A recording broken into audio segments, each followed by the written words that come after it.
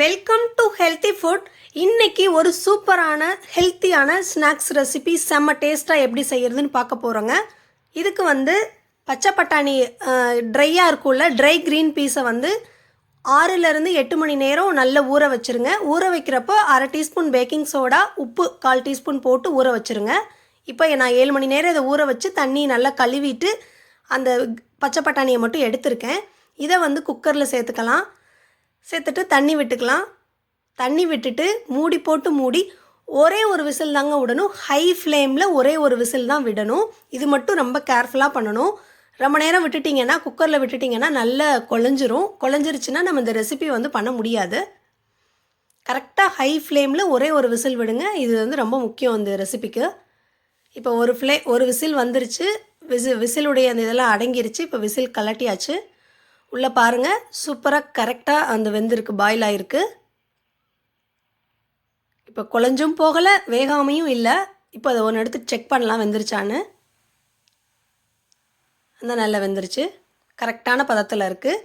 இப்போ இதை வடிகட்டிடலாம். அந்த தண்ணியெல்லாம் வடிகட்டிட்டு இதை ஒரு ஒயிட் கிளாத்தில் ஒயிட் கிளாத்லேயோ இல்லை பேப்பர் டவல்லையோ எதுலேயோ நல்லா காய வச்சுருங்க.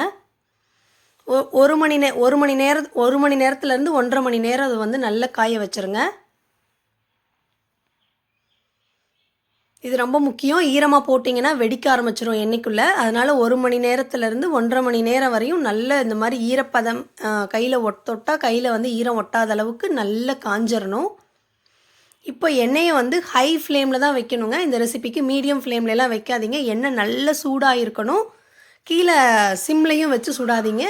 கீழே வைக்கிறப்போ அடுப்புலையும் ஹை ஃப்ளேமில் வச்சுக்கோங்க. எண்ணெயும் நல்ல சூடான எண்ணெயில் இந்த மாதிரி ஒரு நம்ம இது இருக்கும் இல்லையா, எடுக்கிறதுக்கு வச்சுருக்கோம் இல்லையா, அந்த கரண்டிலேயே உள்ளே வச்சுருங்க. இல்லாட்டி ஒன்றா நம்ம திருப்பி எடுத்துக்கிட்டு இருக்கணும். இது கொஞ்சம் ஈஸியாக இருக்கும் செய்கிறதுக்கு.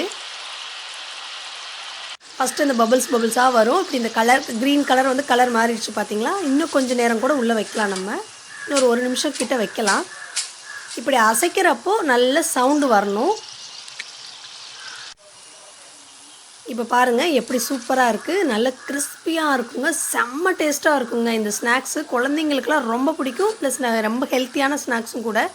இதை நம்ம கடையில் வாங்கி கொடுக்கறதுக்கு கண்டிப்பாக நம்ம வீட்லேயே செய்யலாம். இது மாதிரி நம்ம எடுத்து வச்ச எல்லா பருப்பையும் போட்டு எடுத்துக்கலாம். இந்த மாதிரி நல்ல எண்ணெயில் ஃப்ரை பண்ணி எடுத்துடலாம். இப்போ சூப்பராக எடுத்துட்டோம்.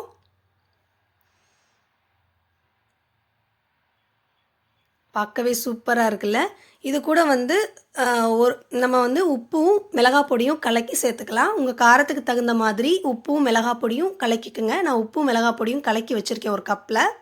அதை சேர்த்துட்டு இதை நல்லா கலக்கிக்கலாம்.